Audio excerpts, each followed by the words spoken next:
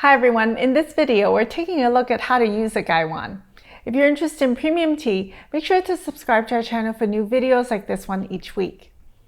Gaiwans are a traditional Chinese tea brewing vessel consisting of a lid or gai and a bowl or wan. They typically include a saucer as well, but this piece is optional. We have another video all about Gaiwans if you're interested, but today we'll focus on how to use them. Unlike teapots, Gaiwans don't have a spout or handles, so using them can seem a bit challenging at first. However, with some practice, Gaiwans are actually one of the most versatile and useful brewing vessels, which is why they're so popular. Having a large bowl instead of a spout means Gaiwans pour faster than teapots, giving you more precise control over your infusion time. They're also easier to clean and provide more visibility of your leaves. Gaiwans are the ideal choice for temperature-sensitive tea styles like green and white, but they work well for all other tea styles too. However, it's important to use good technique when handling a hot Gaiwan so you don't burn yourself.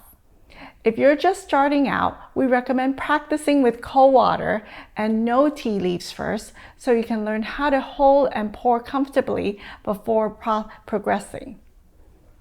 When adding water, don't fill past the level where the lid rests, which is typically where the sides of the bowl flare out near the top. Filling past this point will bring the water too close to your fingers and make the rim too hot to hold. It can also cause dribbling. For darker teas that prefer high temperatures, we recommend pre-warming your Gaiwan with hot water before adding your tea leaves to brew. When you're ready to brew, add the leaves and water, then place the lid on top and allow the tea to brew. You can also use the lid to move the leaves around to ensure they're fully immersed. For temperature-sensitive teas like green and white, you can leave the lid off to allow heat to dissipate faster. Otherwise, you'll want to keep your tea covered as it brews to maintain temperature. Once your tea has reached the preferred strength, you need to make a small gap with the lid, which will act as a filter for the leaves when pouring. There are two basic ways to hold the Gaiwan. The traditional technique is one-handed, where you make the lid gap at the 10 o'clock position, then hold the rim of the Gaiwan between your thumb and middle finger and secure the lid with your index finger before decanting away from yourself into a server. The second option is a two-handed method, which typically feels less intimidating if you're new to Gaiwans.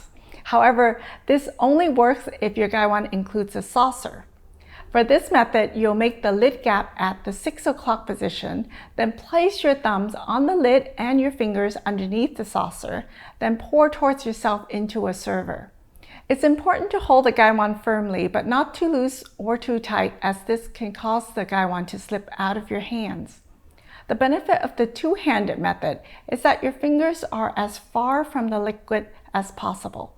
Whether you choose the one-handed or two-handed option, it's important to pour confidently. Hesitation while pouring will cause the Gaiwan to dribble.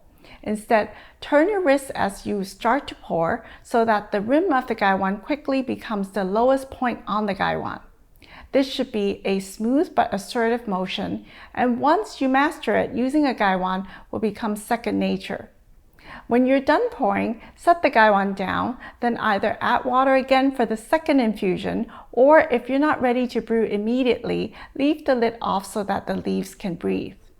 To learn more about our range of Gaiwans, visit redblossomtea.com.